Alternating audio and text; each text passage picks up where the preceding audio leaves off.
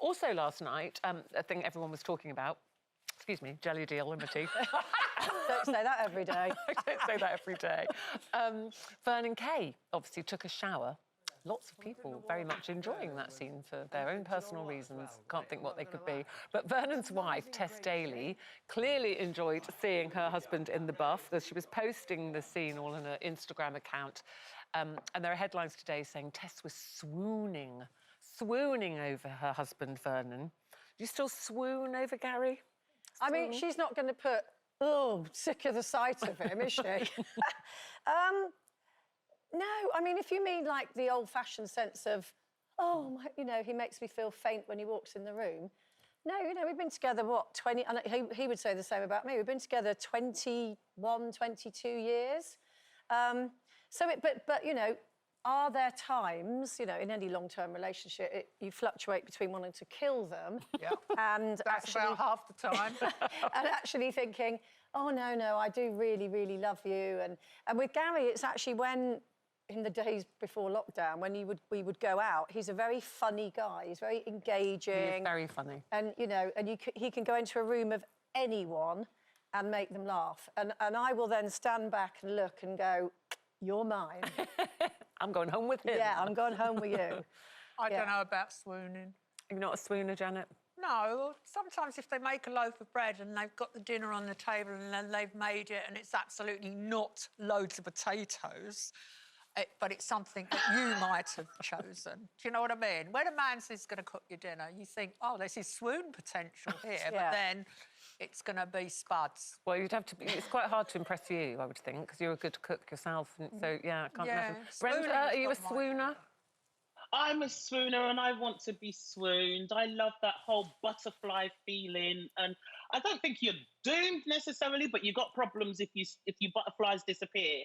And the sort of person that I am, if those disappear, they're not coming back. There's no flutter. So there's no amount of mashed potato, roast potato, baked potato that's going to bring that back. Really? So would you expect that throughout a relationship, however long that might be, to have that real kind of fluttering, butterfly, swoony feeling? Yeah. That's a bit unrealistic, though, isn't it? Everybody wants that whole fairy tale, you feel good. And I want to be with somebody that I think about them a lot during the day, and then when I see them, it's like, oh my gosh, you're here! Oh yeah, give me some of that. Yeah. Brenda, love, get real. You're in lockdown. All you've got is the ability to swipe or delete or hashtag whatever. And Zoom, girl, and Zoom. And Zoom. So can you flutter and Twitter and... For I me... I like the idea of always having, the swoon factor. Well, I've never been much of a swooner, but I do like that kind of butterflies feeling sometimes, and I still get it occasionally with Eamonn.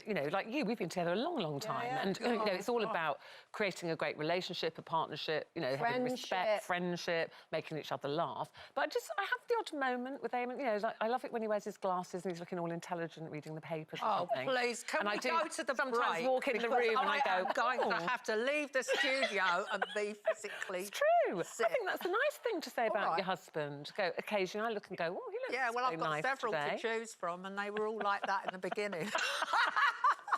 How long did the swoon factor last, Janet? 2 minutes? I don't know. My swoon meter, it is activated sometimes. It's not entirely dormant. Well, that's good to hear. I think if you base your relationship on always feeling like you want to have butterflies, feelings pass and then they come back and they pass again and then they come back. So for me, Brenda, yes, you need something, for long term, you need something a bit more, love is a decision, not just a feeling.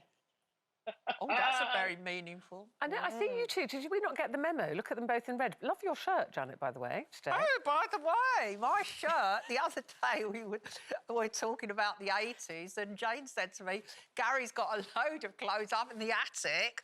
I'm going to go and have a look. And she went and came in today and has given me a couple of Gary's shirts. So Gary wore that? Picked for Gary Janet. wore that? Yeah, from the 80s. Can I just say, Gary was like the best dressed man of the 80s.